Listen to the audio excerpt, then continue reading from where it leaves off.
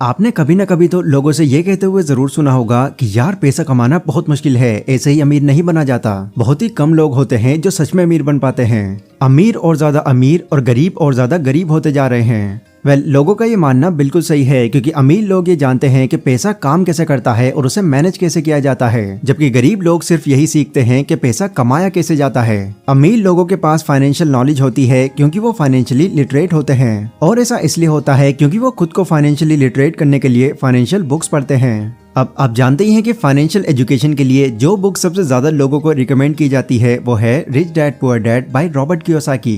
क्योंकि वैसे तो फाइनेंशियल एजुकेशन पर बहुत से राइटर्स ने बुक लिखी है, पर जो कॉन्सेप्ट इस बुक में बताए गए हैं वो प्रैक्टिकली तो काम करते ही हैं, साथ ही इन सभी तरीकों को समझना भी बहुत आसान है। Rich dad poor dad book में ऑथर ने अपनी खुद की स्टोरी बताई है, जिसमें उन्होंने कहा है कि बचपन में उनके दो डैड थे, एक उनके असली डैड जिनको वो पुअर डैड बुलाते थे, और एक उनके दोस्त माइक के डैड जिनको वो रिच डैड बुलाते थे।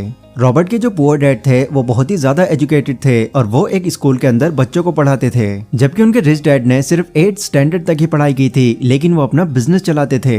अब एक तरफ रॉबर्ट के डैड जो इतने एजुकेटेड होने के बाद भी फाइनेंशियली स्ट्रगल कर रहे थे, वहीं दूसरी तरफ रॉबर्ट के रिच डैड इतने कम पढ़े लिखे होने के बाद भी उनसे कहीं ज्यादा अमीर थे। ऐसा इसलिए था क्योंकि रॉबर्ट के रिच डैड ने मनी को समझा, वो जान चुके थे कि पैसा किस तरह से काम करता है। फिर इसके बाद उन्होंने अपनी लाइफ में जो भी चीजें सीखी उसे उन्होंने पूरे 20 सालों तक रॉबर्ट को सिखाया। आप ये समझ सकते हैं कि इस बुक के अंदर रॉबर्ट ने अपनी फाइनेंशियल लर्निंग की पूरी जर्नी शेयर की है, और जो भी बातें उन्होंने अपने रिच डैड के पैसों के रिगार्डिंग सीखी हैं, उन सभी बातों को इस बुक के रेफरेंस से मैं बहुत ही आसान तरीके से बताने वाला हूँ। तो गाइस, आज की ये वीडियो आपके लिए बहुत स्पेशल होने वाली है, इसलिए इस वीडियो को बहुत ध्यान से समझना। So let's begin. Number 1, rich don't work for money, money work for them.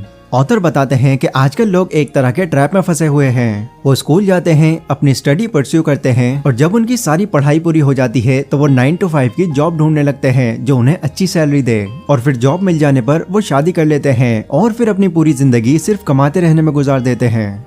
इस ट्रैप का ऑथर रेट रेस कहते हैं, और शॉकिंग बात तो ये है कि करीब 80% लोग इसी ट्रैप में फंसे हुए हैं।